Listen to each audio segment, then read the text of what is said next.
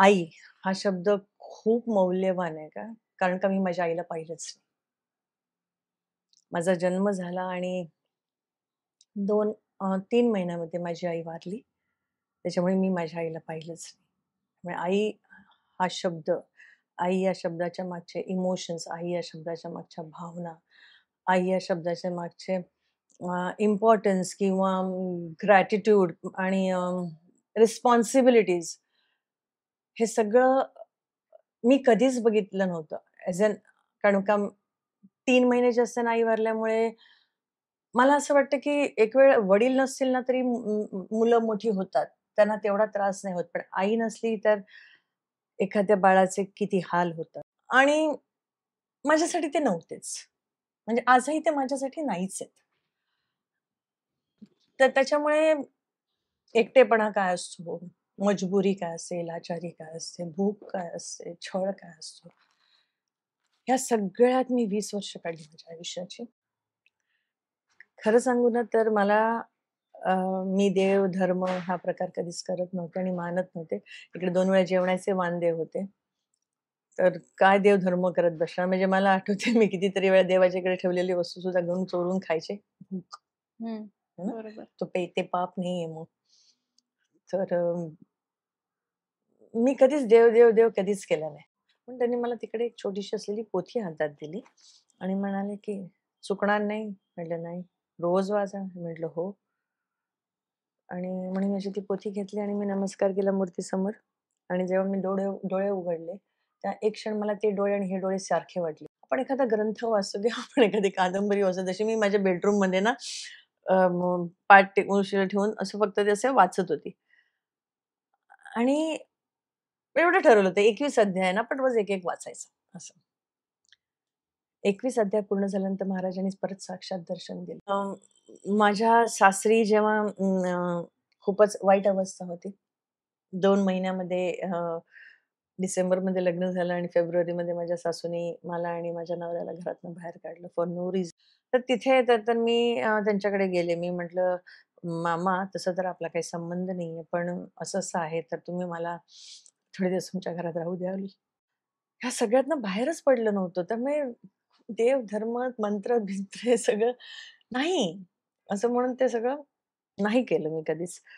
पण त्यांनी माझी खूप साथ दिली. आता 21 अध्याय झाल्यानंतर मला महाराजांनी दर्शन दिलं. तर एवढे दिवस मला जे सांभाळलं मामा, ते महाराजांच्या स्वरूपात होते. आणि त्या स्वरूपात मला दर्शन दिलं. मंडळी नमस्कार. मी श्रावणी विलास लकेश्री तुमचं मराठी मनोरंजन विश्व मध्ये स्वागत करते. सध्या आत्ताच मदर्स डे होऊन गेलं आणि मला एका खास व्यक्तीचा इंटरव्ह्यू घ्यायचा होता. पण तो आता काही निमित्त मात्र राहिला. म्हणून आम्ही स्टिल भेटलोय आज. त्या म्हणजे मुग्धाताई.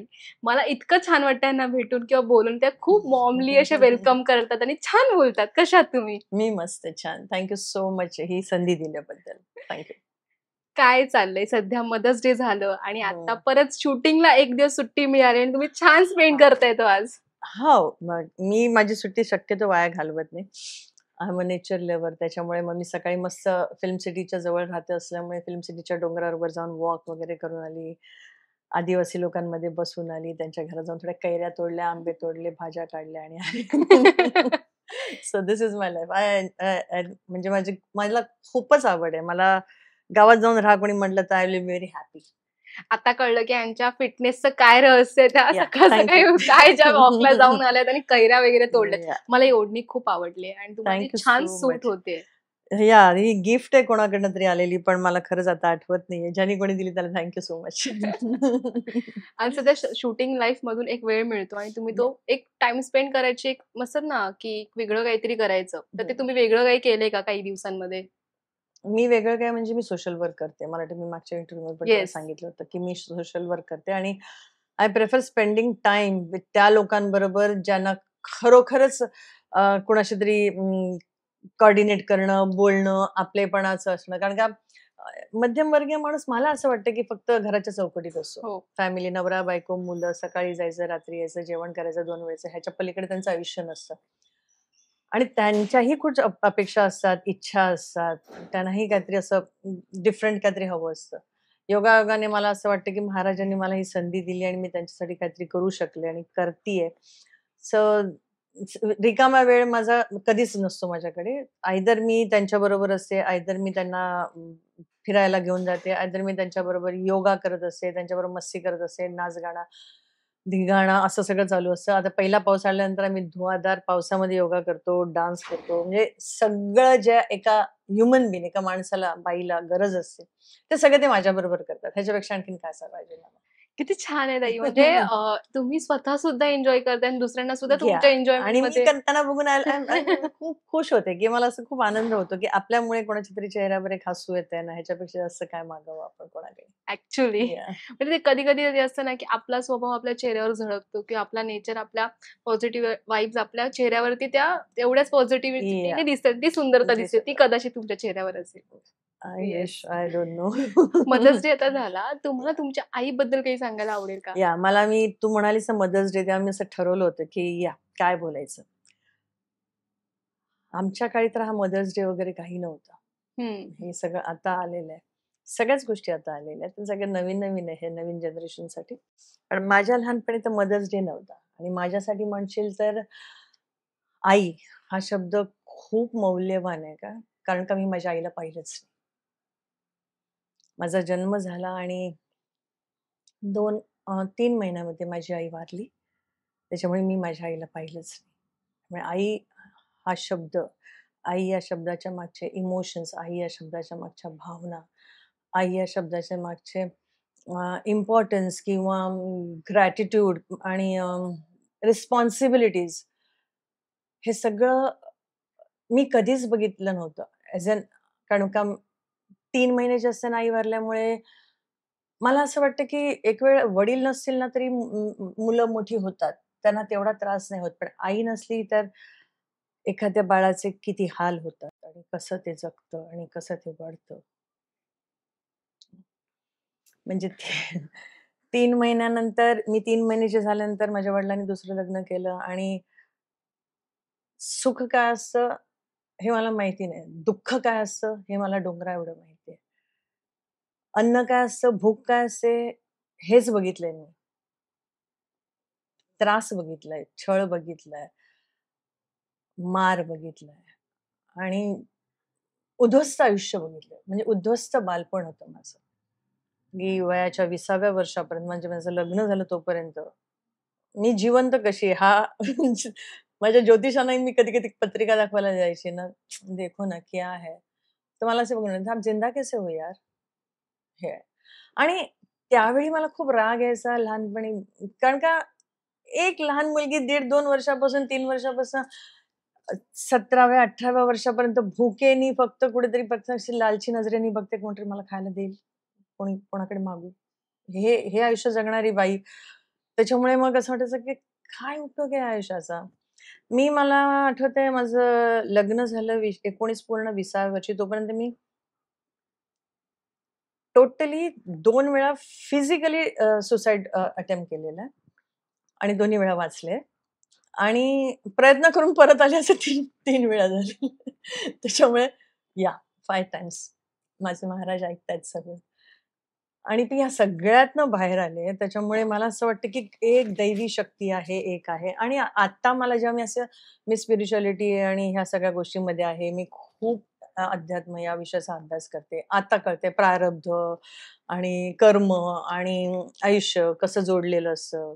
कसं कोण आपल्या आयुष्यात येतं, कसं जातं आणि त्याचे आपले प्रारब्ध आहेत. आपण ठरवलंय हे आयुष्य काय असणार आहे आपलं. आपण ठरवलंय, की मला या जन्मी सगळे माझे अकाउंट्स क्लिअर करायचे आहेत आणि म्हणून मी आले. तर आता मला त्या गोष्टी त्रास देत नाही. पण आठवणी राहतात ना. आठवणी राहतात. कारण का आई हा शब्द माहिती नाही. आईचं प्रेम माहिती नाही. म्हणजे माझ्या वर्गातल्या मुली किंवा मी जॉब करायची एका ठिकाणी छोटासा चिरकुटचा माझ्या वडिलांनी मला जॉब लावला होता. तर त्यांच्या आया त्यांचे टिफिन यायचे तर मग असं व्हायचं. माझ्या वाट्याला का नाही? तो एक स्पॅन होता 20 वर्षाचा. पण त्याच्यानंतर असं झालं ना, की मी कॉन्शियस झाले, की जे माझ्या वाट्याला आलंय ते माझ्या मुलांच्या वाट्याला येऊ नये. पण कुठेतरी गफलत होते कारण का एक तर तुम्ही अपब्रिंगिंग तुमचं चांगल्या हातामध्ये नाहीये आणि त्यावेळी वडील असून सुद्धा नसल्यासारखे होते. कारण का त्यांना त्यांचा परिवार होता. त्यांची 2 मुलं होती. त्यांना त्यांची फॅमिली होती. त्यामुळे ते इच्छा असूनही काही करू शकत नव्हते आणि माझ्यासाठी ते नव्हतेच. म्हणजे आजही ते माझ्यासाठी नाहीच आहेत. तर त्याच्यामुळे एकटेपणा काय असतो, मजबुरी काय असते, लाचारी काय असते, भूक काय असते, छळ काय असतो, ह्या सगळ्यात मी 20 वर्ष काढली माझ्या आयुष्याची. लग्न झालं. त्यामुळे असं वाटलं की चला आता कुठेतरी जरा चांगले दिवस येतील. पण मला एक आर्टिस्ट म्हणजे मी तेव्हा इंडस्ट्रीत नव्हते. माझा काही संबंध नव्हता. पण आमच्या जवळपास राहायचा एक आर्टिस्ट. त्याला मी एकदा असं सांगितलं. तो म्हणाला, "अच्छा म्हणजे आसमान से गिरे खजूर में अटके?" म्हटलं, "हो." म्हणजे तिथेही काही विशेष असं नव्हतं. तिथेही कोणी प्रेम करणारं नव्हतं, कोणी लाड करणारं नव्हतं, कोणी कौतुक करणारं नव्हतं. इनफॅक्ट माझ्या वाट्याला असं आलंय बहुतेक, की प्रेम नाहीच मिळालं मला कधीच कोणाचं. ना माहेर, ना सासर, कधीच कोणाचं. प्रत्येक वेळी ना बरोबरी व्हायची. लग्न करून गेली तर नणंदेबरोबर सासू बरोबरी करायची. आईकडे सावत्र आईकडे होती तेव्हा तिची मुलगी म्हणजे माझी सावत्र बहीण आणि ही माझी बरोबरी करायचे. आणि त्याच्यामुळे मला नेहमी असं खालीपणा. दाबून ठेवलेलं असायचं. मलाच नाही माहिती मी अजूनपर्यंत जिवंत कशी आहे ती. मलाच नाही माहिती की एवढं सुंदर आयुष्य मी आज जगतीये. म्हणजे मला असं वाटायचं की एवढं वाईट झालं ह्याच्यापेक्षा वाईट काय होऊ शकतं आपल्याबरोबर? जे जे येईल ते. असं मी एक कॉम्प्रोमाईज केलं होतं आयुष्याबरोबर. अजूनही केलंय ते. आता जे येईल ते. आता इट्स ओके. झालं आता सगळं. म्हणून आणि नंतर मग लग्न झाल्यानंतर पण काही विशेष घडामोडी नाही झाल्या. फक्त एवढंच होतं की 2 वेळेला जेवायला मिळायचं. जे माहेरी मिळत नव्हतं. म्हणजे मी ॲक्चुअली असे शेजार-पाजारांकडे जाऊन सांगायची, "कुछ है क्या? भूख लगी है, 2 दिन से खाना नहीं तरी खाया." इतक्या सगळ्या स्ट्रगल या. काळामध्ये आणि एवढं सगळं तुम्ही सहन केलं. स्टिल एक जवळचा व्यक्ती असतो आपल्या. हं, मग जो मित्र असतो, कोणीही असतं, हं, त्याच्यासोबत आपण थोडासा टाईम स्पेंड केल्यानंतर 5% का नाही होई का नाही, पण हं, आपल्याला बरं वाटतं किंवा हं, त्याच्यासोबत बसल्यावर मला असं वाटतं, की नाही हा हा एकच व्यक्ती पूर्ण लाईफमधला आहे, जो खूप छान आहे आणि मला याच्यासोबत राहायचंय किंवा थांबायचंय. हं. असं कोण होतं का? तेव्हाही नव्हतं आणि आजही नाहीये. कारण तेव्हा ह्याच्यासाठी नव्हतं, कारण का घराच्या चौकटीत होतो ना. ओके. बाहेर पडणं आम्हाला अलाउड नव्हतं असं. आणि त्याच्यामुळे मध्यमवर्गीय म्हणजे माझं बालपण चाळीत गेलेलं आहे. तर त्याच्यामुळे हे हा प्रकारच नव्हता. आता आपण म्हणतो की कोणतरी बोलणार, त्यावेळी तर कोणाशी बोललं तरी लाथा पडायच्या घरात. का बोलत होती? कोणाशी बोलत होती? हे व्हायचं. ओके. त्याच्यामुळे त्यावेळी तर हे सगळं शक्य नाही. म्हणजे हे सगळे प्रकार त्यावेळेला तर नव्हतेच. कारण आणि त्याच्यानंतर म्हणशील तर तेवढं सगळं करायला वेळच नव्हता. वयात आलो, लग्न लावून दिलं, लग्न लागलं, मुलं झाली, सासूरवास सुरू झाला. त्याच्यामुळे ह्या सगळ्या गोष्टींना वेळच नव्हता. पण माझा एक ना मायनस पॉइंट आहे, की मी प्रत्येक भेटणाऱ्या व्यक्तीवर विश्वास ठेवायची. ओके. हे समजून की हा तरी थोडंसं प्रेम करेल किंवा ही तरी थोडंसं प्रेम करेल. त्याच्यामुळे मी ना स्वतःला नेहमी सरेंडर करायची. मला आठवतंय शाळेत असताना मला ॲक्चुअली मी आता मागे वळून बघितलं ना, तर मला प्रेम हे माहितीच नाही. मला कधी कोणी आय डोंट नो. हा शब्द माझ्या आयुष्यात बहुतेक लिहायचा राहून गेला होता. आणि आज मी त्याला म्हणते, की हे माझं नशीब आहे. माझं प्रारब्ध. It's okay.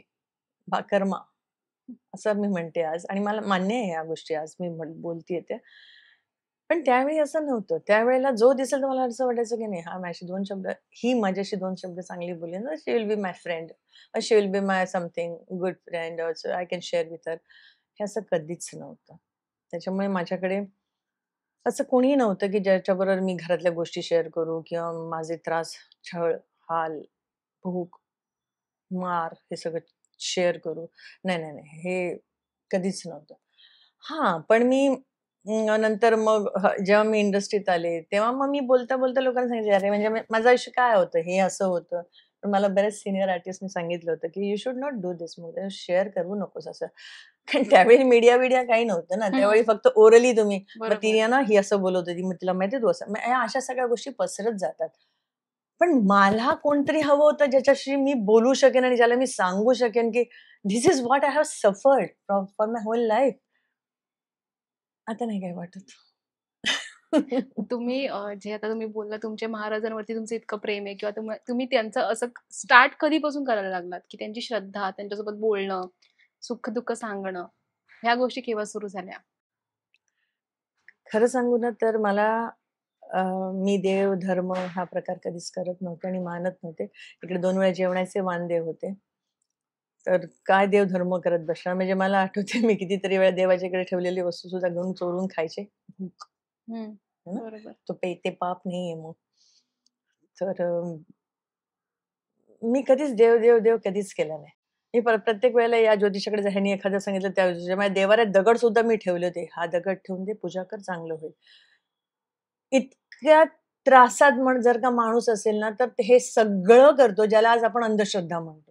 हं, बरोबर. आहे ना? ज्याला म्हणतात की हां, अ, उठली, गेली कोणाच्या कोणी ज्योतिषी सांगितलं, कोणी हे सांगितलं, तोडगे सांगितले फलाना.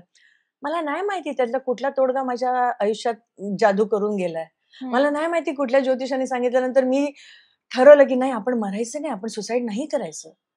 तर येणारी प्रत्येक व्यक्ती तुम्हाला काहीतरी शिकवून जाते ना बरोबर. आयुष्यात. क्षण शिकवून जातात, प्रसंग शिकवून जातात. तसे माझ्या आयुष्यात प्रसंग भरपूर आले, की जे मला शिकवून गेले, की this is not right and this is not you should not do this असं. महाराजांनी तर मला जन्मल्यापासून हात दिलेला आहे. फक्त मी समजू शकले नाही ह्या गोष्टीला. म्हणजे मला आठवतंय, की मी नवीन-नवीन इंडस्ट्रीत आले होते आणि एक मराठी पिक्चरमध्ये एक छोट्याशा भूमिकेसाठी कोल्हापुरात गेले होते आणि कोल्हापुरातून निघाले तर म्हटलं चला कोल्हापूर अंबाबाईच्या दर्शनाला जाऊया.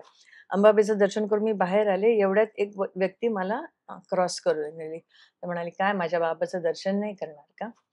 तर मी म्हटलं, "कोण बाबा तुमचे?" ते म्हणाले, "हे काय?"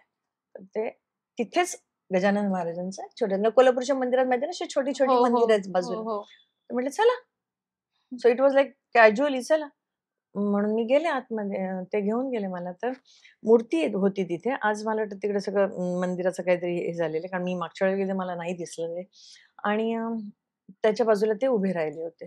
म्हणजे पूर्वीच्या काळी माहिती आहे आपण ते पट्ट्या-पट्ट्यांचे हाफ हां, हां, शॉर्ट्स टाइप हां. चड्ड्या बरोबर. घालायचे. आजोबा वगैरे बरोबर, घालायचे बरोबर. असे. आणि असेच होते की गोरे, घारे डोळे आणि केस नव्हते आणि असं सगळं. तर मी म्हणजे त्यांना बघून म्हटलं, "अच्छा, चला," असं म्हणून मी गेले. आणि मग ते मी उभी होती नमस्कार करून मूर्तीसमोर आणि ते बरोबर मूर्तीच्या शेजारी उभे होते. तर मी म्हटलं, की काय एवढं माझ्या आयुष्यात स्ट्रगल आहे? का का हे सगळं असं होतंय माझ्याबरोबर? का माझ्या आयुष्यात प्रेम नाही? का माझ्या आयुष्यात नाती-गोती नाही? का माझ्या आयुष्यात सुख नाही? तर त्यांनी मला त्यावेळी सांगितलं, की असा एक आरसा असतो ना, असा एक छोटासा एक आरसा आहे. जाईल सगळं. मी तुला काही दिलं तर तू वाचशील का? त्यावेळी तर आपण जोशमध्ये असतो ना, असं कोणी हं, सांगितलं. बरोबर. हो. पण त्यांनी मला तिकडे एक छोटीशी असलेली पोथी हातात दिली आणि म्हणाले, की "चुकणार नाही?" म्हटलं, "नाही." "रोज वाचा?" म्हटलं, "हो." आणि म्हणून मी अशी ती पोथी घेतली आणि मी नमस्कार केला मूर्तीसमोर आणि जेव्हा मी डोळे डोळे उघडले, त्या एक क्षण मला ते डोळे आणि हे डोळे सारखे वाटले. माझे एक्सप्रेशन्स असे होते, असे होते. मी विचार करायच्या आत ती व्यक्ती गायब झाली होती. ओके. मी एक छोटंसं मंदिर आहे. मी पटकन बाहेर आणून शोधाशोध करतेय, की आत्ताच डोळे उघडल्यानंतर हे उतरलेत म्हणजे हे इथेच कुठेतरी असतील ना. ते कुठेही नव्हते. तेव्हा नाही कळलं हे महाराज आहेत. तेव्हा नाही कळलं आपल्याला साक्षात दर्शन दिलंय. मग तिकडनं आम्ही निघालो. ट्रेन बसमध्ये मी एस-टीमध्ये बसले आणि त्यावेळेला मी पहिली झी हिंदीची सीरियल साइन केली होती हसरते. हं, आणि पहिला हिंदी सीरियलचा तो ब्रेक होता. त्याच्यामुळे खूप एक्साइटेड होती मी आणि आम्ही निघालो आणि त्यावेळेला तर ॲडजस्टमेंट्स हा प्रकार नव्हता. हं. त्याच्यामुळे सकाळी 8:00ला पोहोचणं सेटवर आणि तिकडे मी अजून कोल्हापुरात होते. रात्रीची बस होती. त्यावेळेला स्लीपर कोच आणि असं सगळं. तर मी निघाले, वाटेत बसचा ॲक्सिडेंट झाला. मग आम्हाला सगळ्यांना उतरवलं. मग दुसरी बस येईपर्यंत थांबलो. मग त्याच्याने गेलो तर त्याचं टायर पंक्चर झालं. ते असं बरंच काही झालं. मी म्हटलं, "हे मला नाही कळत आहे. या निज बाबांनी जे काही केलंय ना, यांच्यामुळेच मी हे सगळं पूर्ण करू शकत नाहीये." असं ओके. ते आपण आपला हे एक भ्रम असतो किंवा भ्रम असतो आणि अशा वेळेला असंच सुचतं. हं, आज नाही सुचणार, पण त्यावेळी स्ट्रगल सुचतं. पिरियडमध्ये हेच सुचतं. तर मी म्हटलं, "बापरे!" मग कशी-बशी मी पोहोचली सेटवर आणि त्यांनी असं 1.5-2 पानाचा सीन दिला आणि माझ्यासाठी असं होतं, माझा श्वास अडकला होता. मी म्हटलं, "हे हे" आणि सगळे सीनियर कलाकार होते आणि मी नवीन होते. हं. तर त्याच्यामुळे डायरेक्टर फ्रस्ट्रेशन आणि राग कोणावर काढणार? तर न्यू कमरवरच काढणार ना. आणि ते 1-2 टेकमध्ये मी नाही बोलू शकली, तर त्यांनी मला खूप मोठी घाणेरडी शिवी दिली आणि मग त्याच्यानंतर मी म्हटलं, "बास, हे सगळं ह्याच्यामुळे झालेलं आहे. आता हे काही नाही, म्हणजे पोथी-बिथी वाचणं हे काही नाही करणार." आणि मी ती पोथी नाही आठवत मी कोणाला दिली, काय दिली आणि मी बंद केलं आणि त्याच्यानंतर काय थोड्या वेळा दिवसांनी थोडंसं रुटीन सुरू झालं. खूप स्ट्रगल केलं इथपर्यंत पोहोचायला, खूप स्ट्रगल केलं आणि मी हा किस्सा ना माझ्या आयुष्यातनं विसरून सुद्धा गेले होते.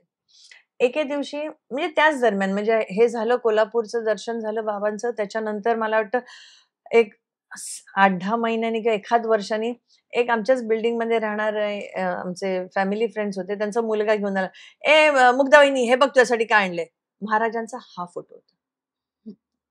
म्हटलं, "परत आले? नको! घेऊन जा." मी दरवाजातनं त्या मुलाला ते फोटो घेऊन परत पाठवला होता. पुढे काय झालं मग? आणि मग स्ट्रगल जे आजपर्यंत चालू होतं. नाही माहिती. अजूनही स्ट्रगल चालू होतं, अजूनही स्ट्रगल चालू होतं.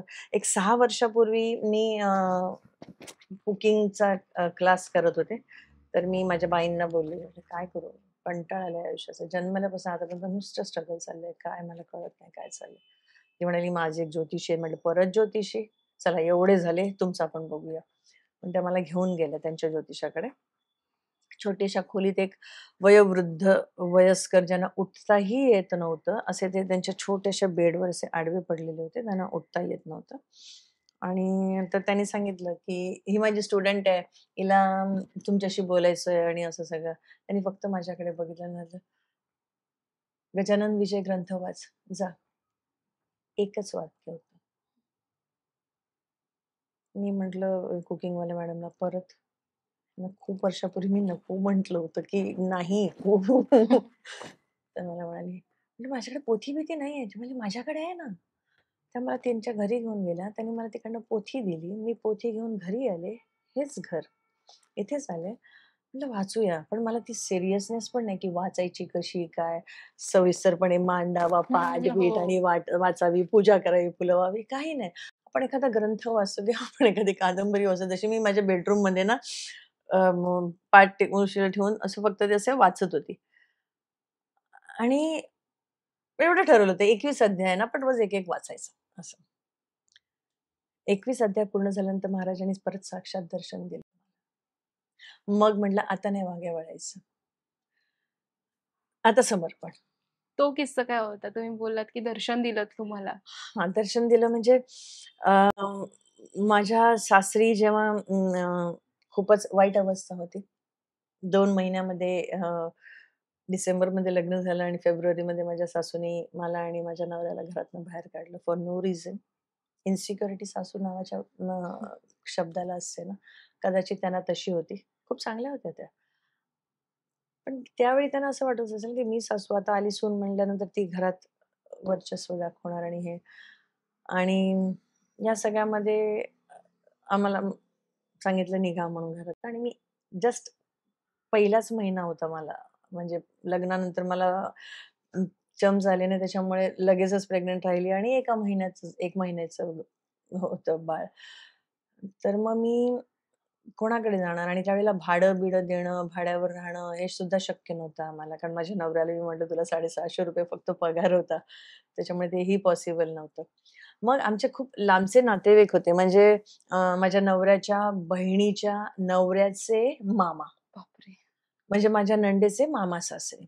तर तेही तिथेच राहत होते. आम्ही आर-सी-एफ कॉलनीमध्ये राहत होतो. कारण माझा नवरा आर-सी-एफमध्ये नोकरी करायचा. तर ते एकटे राहत होते आणि ते दिवसातनं 5 वेळा अंघोळ करायचे, 4 वेळा पूजा करायचे, 2 वेळा अग्निहोत्र करायचे घरात.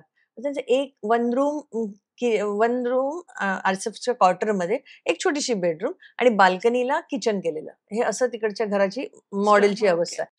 तर तिथे तर मी त्यांच्याकडे गेले. मी म्हटलं, "मामा, तसं तर आपला काही संबंध नाहीये, पण असं-असं आहे, तर तुम्ही मला थोडे दिवस तुमच्या घरात राहू द्याल?"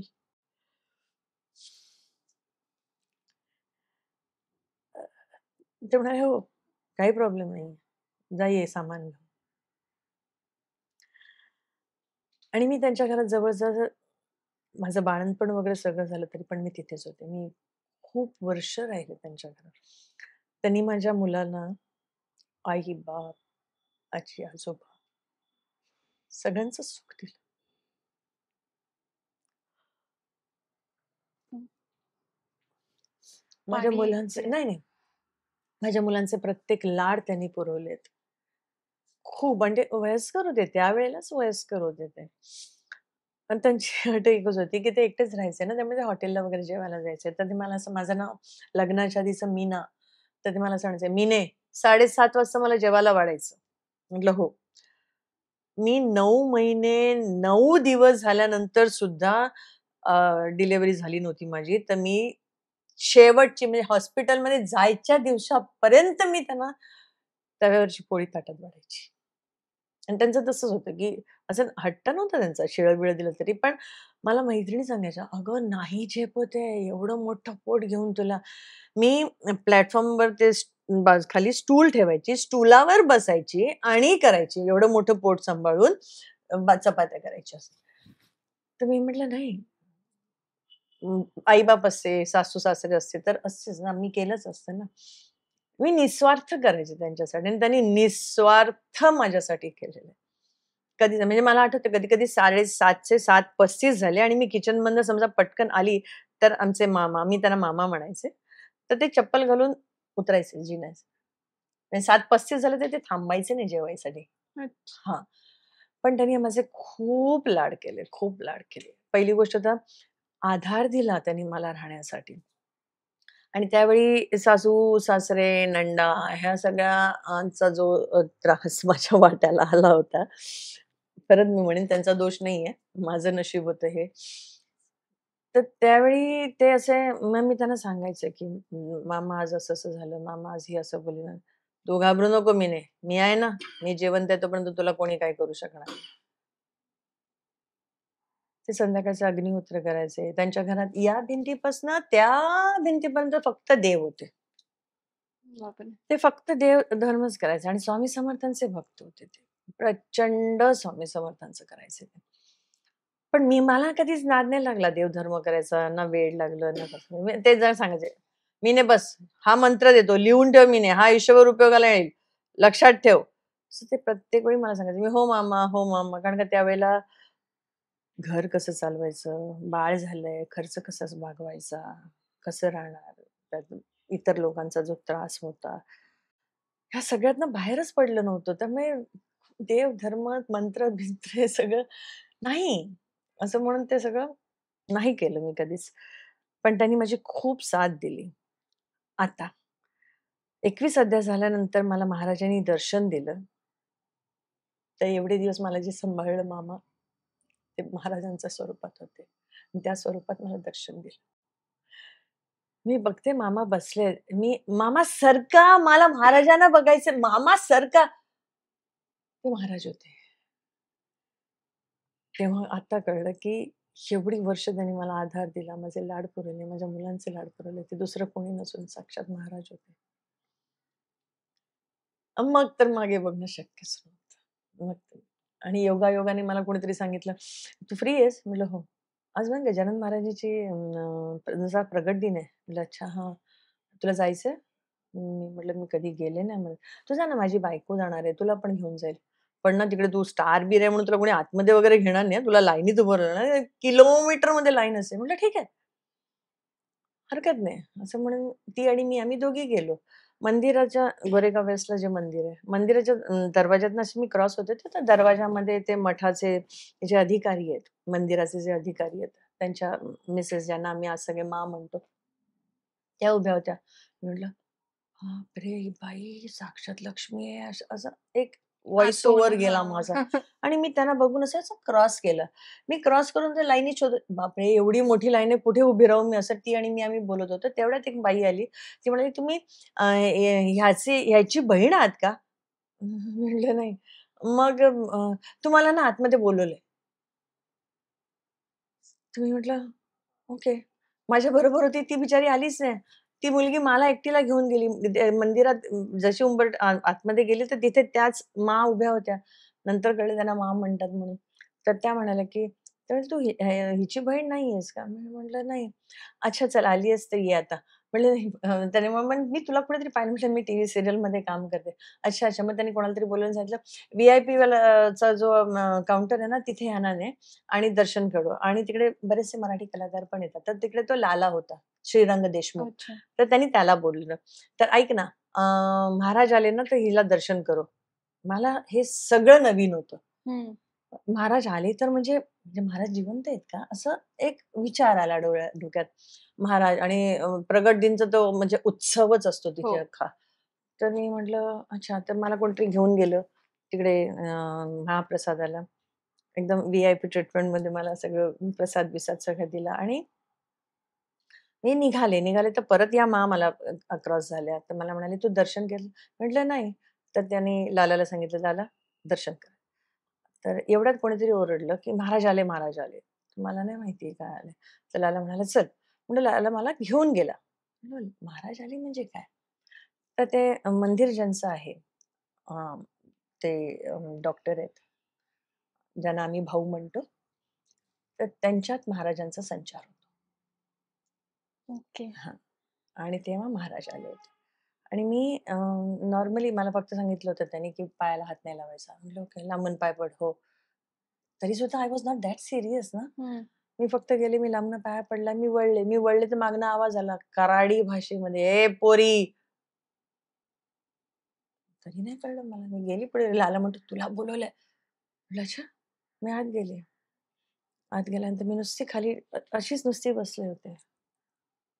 एकच वाक्य बोलले मला, "एवढी वर्ष तुला सांभाळलंय. यापुढे पण सांभाळणार. शब्द देतो तुला." बस. मग तर सगळंच. म्हणजे महाराजांशिवाय नाही, मी विचारच नाही करू शकत असं. अजून पण मी चुकते. आता तर मी घरात एकटी असते ना, तर येता-जाता बोलत असते मी. आता गरमी असेल, मी किती गरम होते बाबा. ड्रायव्हर सोडून गेला. बाबा ड्रायव्हर पाहिजे ना, कशी घाल गाडी, मी नाही चालवू शकत. म्हणजे आता असं झालंय, की मी ओके. प्रत्येक गोष्ट त्यांना सांगत असते. म्हणजे काल रात्री सुद्धा महाराज माझ्याशी बोलत होते. मी सकाळी त्यांना म्हटलं, "तुम्ही माझ्याशी बोलत होतात, पण मला ना ऑडिओ नव्हता. ऐकू येत ओके. नव्हतं. मग मी फक्त एक्सप्रेशन्सच बघत होते." आता मी त्यांना सकाळी बोलले, म्हटलं, "बाबा मी फक्त तुमचे इमोशन्स पाहिले. मृदू होते, प्रेमाचे होते, थोडासा राग होता, थोडासा करारीपणा होता. पण मला नाही कळलं. मी आज पण त्यांना म्हटले, "मी मी आज मठात येणार आहे. बाबा मला आज मठात यायचंय." तर काहीही सांगायचं असेल तर मला आय शुड नो दॅट ना, की हं. मला बरोबर. काही करायचंय, माझं काही चुकलंय. चुकतं तर रोजच माझं, रोजच बोलते, "बाबा चूक झाली माझी, बाबा चूक झाली माझी." त्याच्याशिवाय पर्याय नाहीये. पण आज माझ्यासाठी माझा आधार, माझं दैवत, माझे आई, माझे बाबा, माझं कुटुंब गजानन महाराज आहेत. शेवटी तुम्हाला आई भेटली. हां, म्हणजे मी एकदा आमचे जे भाऊ आहेत त्यांना मी म्हटलं होतं ना, की "I don't have anybody. I don't have parents. I don't have my family." तर त्यांनी मला खूप छान विचारलं, "डू यू नीड दॅट?" म्हटलं, "ॲक्चुअली." पण तोपर्यंत I was not that deeply involved in this thing.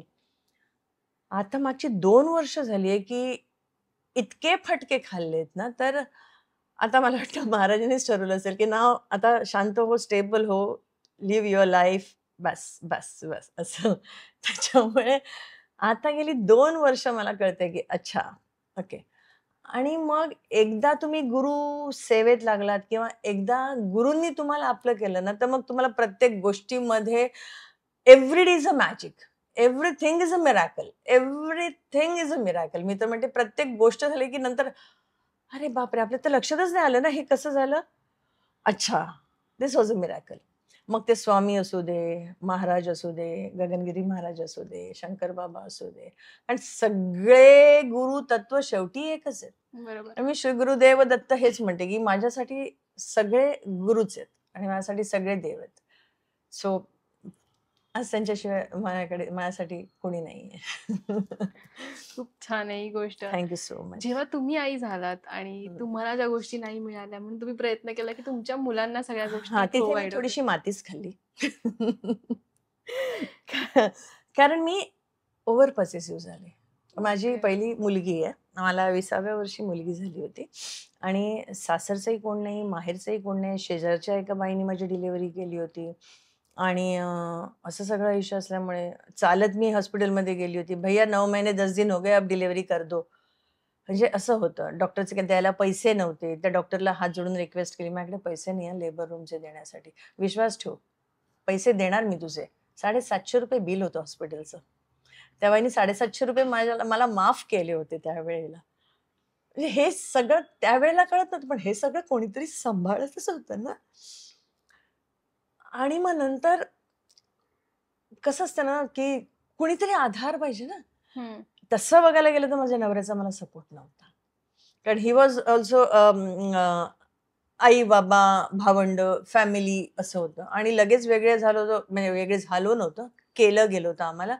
तर त्याच्यामुळे त्याचा पण पॉइंट ऑफ व्ह्यू कदाचित बरोबर असेल. मी आज त्यालाही दोष देत नाही, तेव्हा दोष दिले मी भरपूर त्याला, पण आज त्यालाही दोष देत नाहीये. पण त्याच्यामुळे एकटेपणा काय असतो किंवा आपण एकटी म्हणजे काय असतं ना, हे जन्मल्यापासून आजच्या तारखेपर्यंत मी अगदी आज या क्षणापर्यंत मी I have that feeling. What is a loneliness? What is मान्य आहे मला माझ्याबरोबर बाबा आहेत. मान्य आहे मला, की I am safe and secured. मी अगदी अ, लहानपणी आईनी नाही मला उचललं, पण आज बाबांनी मला असं उचललेलं आहे. तरी सुद्धा व्हॉट इज लोनलीनेस? एकटेपणा काय असतो? हे आजच्या तारखेपर्यंत सुद्धा I can feel that. And I am going through that. It's okay, fine. That's a part of life. Yes. इतकं सगळं सुरू आहे स्टील एक तुमची जागा असेल ना की ती तुम्ही तिथे जाऊन छान मस्त मजा करत असाल किंवा फोटोज काढत असाल ती तुमच्या जवळची जागा कोणती? माझ्या योगाच्या अख्ख्या गँग बरोबर जी असते मी, that is my happy space. माझ्या खूप जवळच्या 4 मैत्रिणी आहेत, त्यांच्याबरोबर मी असते. मग आम्ही कधीतरी इथे भेटतो. मग मासे-बिसे, जेवण-बिवण असं सगळा धांगडधिंगा असतो. एकाच बेडवर 4-4 जणी झोपून मस्त्या करतो. कोण कुठेही लुडकलेलं असतं. काही गप्पा मारत असतो आणि काही म्हणजे we just enjoy. Enjoying. So that is the space where I really enjoy that. ठीक आहे. थोडं तरी तुम्हाला कुठेतरी एक मिळतंय छान हां, वेळ म्हणजे मिळतोय. मला तेच म्हणाले, मी जेव्हा मेडिटेशन सुरू केलं होतं ना, तेव्हा मला त्या टीचर म्हणाल्या होत्या, की "देखो मुग्धा, हर पेड़ पे आम नहीं आते. कुछ पेड़ पे तो सालों से पेड़ बड़ा है, लेकिन उसपे आम नहीं है. कुछ पेड़ ऐसे भी होते हैं जो छोटे से हैं, लेकिन बहुत सारे आम लगे होते हैं. है ना? तुम उस पेड़ के नीचे खड़ी हो जहां आम है नहीं. सालों से इंतजार करती हो, आएगा, आएगा, आएगा. नहीं आएगा, वो नहीं देगा. शिफ्ट हो जाओ, उस पेड़ के नीचे जाके बैठो जहाँ तुम्हें खूबसूरती दिखाई देती है, जहाँ तुम्हें फल दिखाई दे रहा है." And I realized, yes, I was wrong. So I have shifted myself now. त्यामधून तुम्हाला थोडा वेळ मिळतोय की नाही स्वतःसाठी? माझ्या स्वतःसाठी म्हणजे वेळ हाच असतो, की इधर I am shooting wear I am very happy, my happy space. Shooting space म्हणजे, आणि अदरवाईज शूटिंग नसेल तर मी योगामध्ये असते, मग मी घरात असते. And my main happy space is my kitchen. Okay. Okay, म्हणजे मी ऍक्ट्रेस नसते तर मी कदाचित शेफ असता. शेफ असते. Yeah, so that is my happy space, जिथे मी I am just on my own. Like I am very happy. मला खूप शिकायला आवडतं as far as cooking is concern. मी नाही म्हटलं तरी 1000च्या वर कोर्सेस केलेले आहेत. सिरियसली 1000च्या वर, कमी नाही त्याच्यापेक्षा. म्हणजे कधी कधी तोंडातून स्क्रिप्ट निघतं, कारण बोलायची सवय झाली ना. हो. पण जेवढे कोर्स केले, त्यांच्या रेसिपीच्या बुक्स काढल्या ना, तर इट इज लाईक एवढ्या. बापरे. या. मला नाही माहिती कधी वापर होईल त्याचा, पण I have that is my that is my. So my happy space is my cooking, my baking. आणि आजकाल नाही म्हणता ना, गेली 2 वर्ष सकाळी मी उठते 4:30 वाजता ब्रह्ममुहूर्ताला. कधी कधी उठते, कधी 4:30ला उठते. हे खूपच नाईट बीट झाली, दमले तर नाही. But otherwise I see to that की 4:30 5च्या आधी मी उठून आय डू माय मेडिटेशन. आणि आणि मग shooting. So my life is very set आहे आता. मेडिटेशन करायचं, किचनमध्ये जायचं, स्वतःचे सगळे डबे, दिवसभराचे डबे पॅक करायचे, शूटिंगला जायचं, एन्जॉय युअर स्पेस, रिटर्न.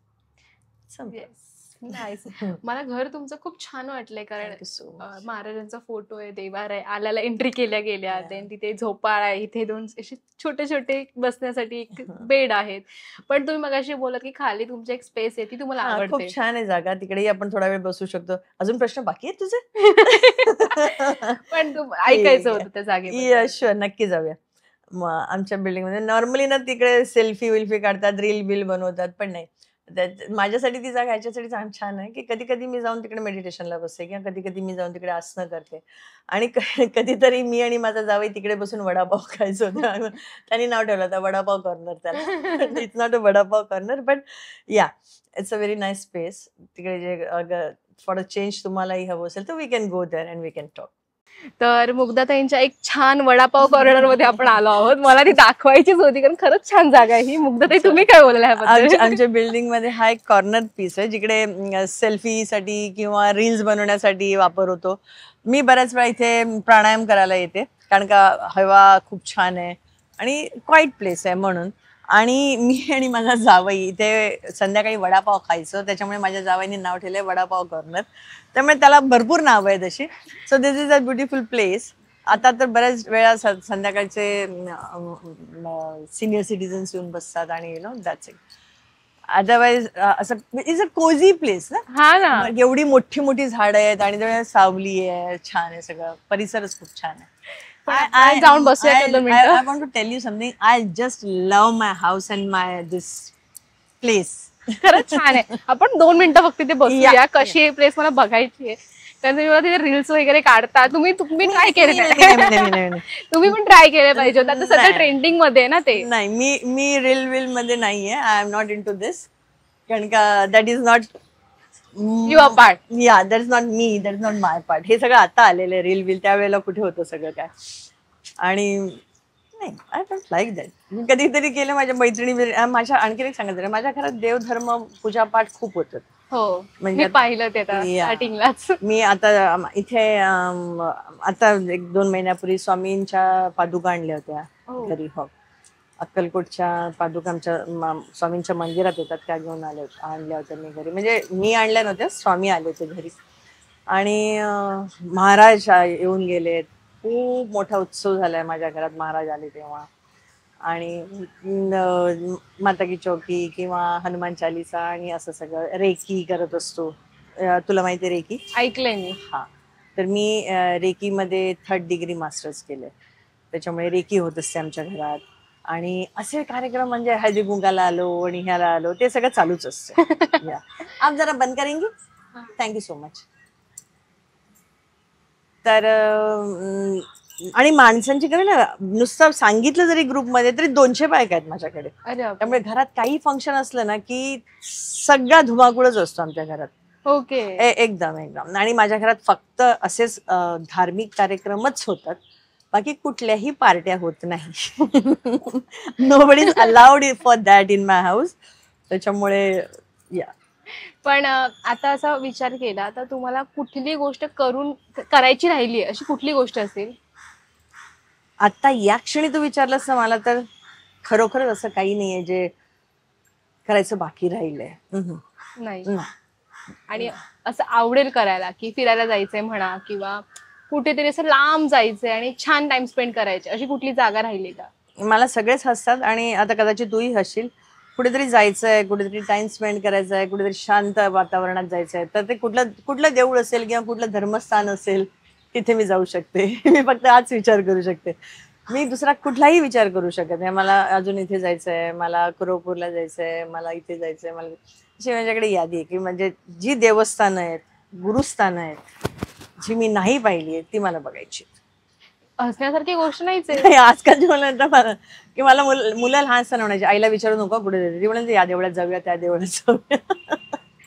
त्याच्यामुळे छान, असं स्वतःची एक ओळख असते ती, म्हणजे आपण काय करायचं ते आपलं असतं. आणि प्रत्येकाचं आहे ना. तुम्हाला एखाद्या व्यक्तीला फॉरेन फिरायला आवडत असेल, एखाद्या व्यक्तीला हॉटेलमध्ये जाणं आवडत Obvious असेल, आहे. एखाद्या व्यक्तीला पार्ट्या करायला आवडत असेल, पण मला देवधर्मस्थळी जायला आवडतं. That's very normal. आता मी हे बोलते, पण त्यावेळेला मला असं वाटायचं की I think I am wrong, म्हणजे मी काहीतरी चुकीचं वागते, I am going against society, I am going against आजचे जनरेशन, असं वाटायचं. आता नाही वाटत तसं.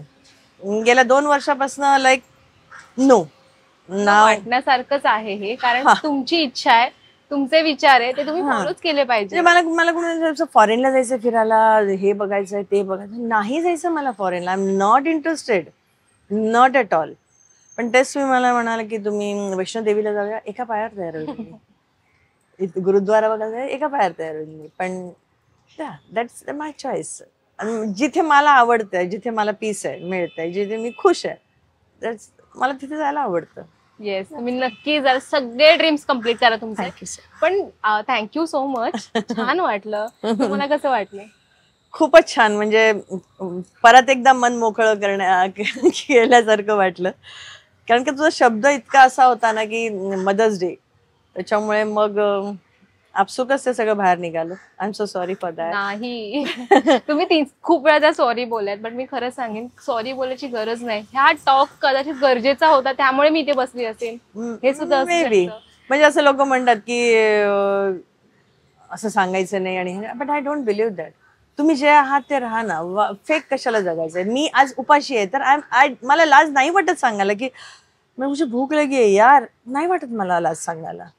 नाही मैं तो पेट भर के खा के आई आणि मग नंतर कुडत बसायचं भूक लागली. I am not that person. माझा एक तो प्रॉब्लेम आहे, मी खोटं बोलू शकत नाही, मी नाटक करू शकत नाही, मी पर्सनल लाईफमध्ये परफॉर्म नाही करू शकत. हा माझा सगळ्यात मोठा मायनस पॉइंट आहे. आयुष्यभर ऍक्टिंग करून पैसे कमवले, ऍक्टिंग करून आज इथपर्यंत आणून ठेवलंय बाबांनी मला. पण पर्सनल आयुष्यात म्हणाल तर मला ना भीतीच वाटते. असं मी फेक नाही वागू शकत, मी खोटं नाही वागू शकत. आणि मला कोणालाही बोलण्याच्या आधी मी 10 वेळा विचार करते, माझ्या बोलण्याने कदाचित तिला वाईट वाटेल, कदाचित ह्याला वाईट वाटेल, मी कशाला बोलू. नाही बोलायचं. मग तो समोरचा मला वाटेल ते बोलला तर मी ऐकून घेते आणि मग मी हसते. पण मला माहिती मी तुला का उत्तर देत नाहीये. तुला उत्तर मी ह्याच्यासाठी देत नाहीये कारण का तुलाही वाईट वाटेल मी उत्तर दिल्यानंतर, आणि ते मला नाही मान्य आहे. त्याच्यामुळे मग मी तो आपसूक माझा लहानपणी तर बोलण्याची कुवतच नव्हती, हिम्मत नव्हती, अलाउड नव्हतं, त्याच्यामुळे बोलत नव्हते. वयात आल्यानंतर तर तोंडाला पट्टी लावण्यात आली होती. जिवंत लाश, जिंदा लाश म्हणतो तसं, दॅट वॉज माय लाईफ. मला बोलणं अलाउड नाही, मला काय हवं असेल तर सांगणं अलाउड नाही, मला माझं मत मांडणं अलाउड नाही, मला काही घालणं चांगलं अलाउड नाही, मला पावडर लावणं अलाउड नाही, मला टिकली लावणं अलाउड नव्हतं. तर माझं मत हा प्रकारच कधीच नव्हता. I was like a live body since I was born. तर त्याच्यामुळे तो एक स्वभावच झाला होता माझा. कदाचित हे पण वंशपारंपरिक आलं असेल, कदाचित माझ्या आईकडनंही आलं असेल. ती पण खूप सोशिक होती असे लोक म्हणतात. तिने सुद्धा तेच सहन केलंय, तिने खूप सहन केलं, पण तिने कधीच सांगितलं नाही की तुझ्यामुळे मला त्रास होतोय रे, तू माझ्याशी का असं वागतोय रे. आणि तेच जीन्स, तेच DNA माझ्यामध्ये आले, त्यामुळे मी कधीच बोलले नाही तोंडाने. पण कसं होतं की तुम्ही वर्षानुवर्ष लहानपणापासून आजपर्यंत तुम्ही जेव्हा बोलू शकत नाही ना, तेव्हा तुम्ही आत भरून ठेवता, आणि जेव्हा तुम्ही आत भरून ठेवला मग कधीतरी एकदा तो ब्लास्ट होतो तुमचा. बरोबर. माझा बऱ्याच वेळा ब्लास्ट व्हायचा, लाईक वर्षातनं एखाद वेळा तर व्हायचा.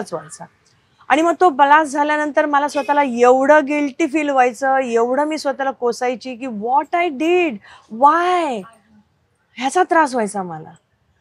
आणि हे सगळं इतकं असह्य व्हायला लागलं ना की माझ्याकडे आध्यात्मिकाशिवाय दुसरा पर्याय नव्हता या सगळ्यातनं बाहेर पडण्यासाठी. अजूनही मी पडलेली नाही आहे सगळ्यातनं बाहेर. पडले असते तर आज एवढं बोलले नसते. त्यालाही वेळ लागणार, नो डाऊट. 60 वर्षच जे आतमध्ये ठेवलंय ना ते 2 वर्षात बाहेर नाही पडू शकत ना. आणि म्हणून मग मी ग्रॅज्युअली, कदाचित हेही महाराजांचीच इच्छा असेल, वयानुसारच सगळं होणार माझ्या, की या वयात तू हे करशील, या वयात तू हे करशील. त्यामुळे आता मी थोडंसं स्पिरिच्युअलिटी आणि अध्यात्म, कर्म, रेकी या सगळ्यावरचा एवढा अभ्यास करते ना सध्या. त्याच्यामुळे आता मी like I am very much in peace now. Like 75% I am in peace. पण तोपर्यंत असं नव्हतं.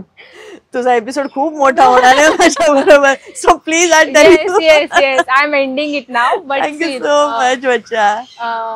तुम्हाला ऍज अ मुग्धा म्हणून काही सांगायचं असेल स्वतःला, मुग्धाला तुम्हाला काही सांगायचं तर काय सांगाल? मुग्धाला सांगते ना, रोज सांगते. I speak to myself. मी स्वतःशी खूप बोलते, खूप म्हणजे खूपच बोलते. म्हणजे मी रात्री झोपताना, किती छान पक्ष्यांचा आवाज येतोय, तुम्हाला डिस्टर्ब होत आहे मला माहिती आहे, बट या द पॅरेट्स. म्हणजे मी रात्री झोपताना पण सांगते, Mugdha don't go here and there. Okay, रात्री कुठेही भटकंती करायला जाऊ नको, शांत झोप. कारण आपल्याला सगळ्यांनाच माहिती आहे, आपण जेव्हा झोपतो तेव्हा आपली बॉडी आपल्या शरीराच्या बाहेर जाऊन अख्खी दुनिया बघत असते, फिरत असते.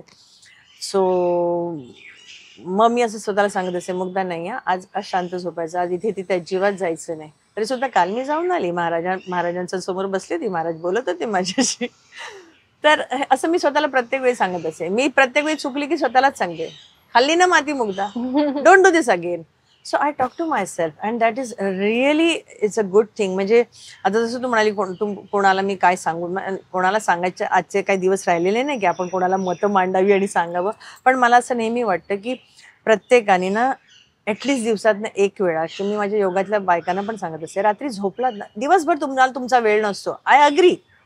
पण बेडवर झोपल्यानंतर तुम्हाला तुमच्यासाठी 2 मिनिटं तरी असतात की रात्री झोपा, डोळे उघडा आणि सकाळी उठल्यापासून मी आज रात्रीपर्यंत काय केलं, मी कुठे चुकले, मी कोणाला वाईट बोलले, मी कोणासाठी काय नाही करू शकले, हे सगळं एकदा रात्री डोळ्यासमोर आणा.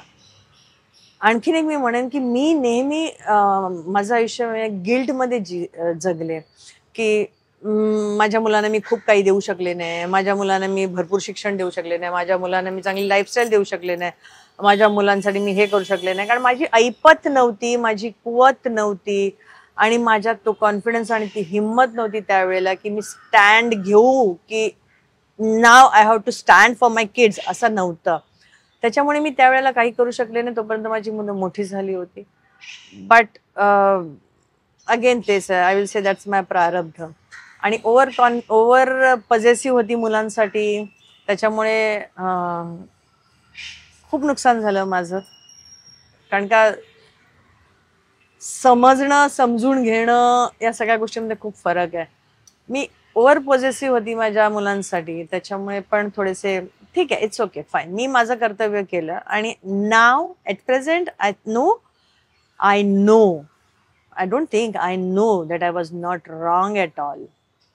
I was perfect as a mother and I am perfect as a mother. That's it. Yes. अशा प्रकारे आपण, छान वाटलं मला गप्पा मारून आणि खरंच छान वाटलं. आणि मला एवढं चांगलं वाटतं की तुम्हाला ऍटलीस्ट तुमचं मन मोकळं करता आलं. बऱ्याच वर्षांनी परत एक हा विषय काढणं मी सोडून दिलं होतं, बोलणं बंद केलं होतं या विषयावर. पण आता तो टॉपिकच असा होता ना की this is my weak point, mother. कारण ज्यांच्याकडे नाहीये त्यांना विचारा आई म्हणजे काय असते, आणि ज्यांच्याकडे आहे आणि ज्यांची किंमत नाहीये त्यांना नंतर कळेल की आई म्हणजे काय असते. Thank you so much. Thank you so much. Love you बच्चा. God bless you. थँक्यू मला ही संधी दिल्याबद्दल.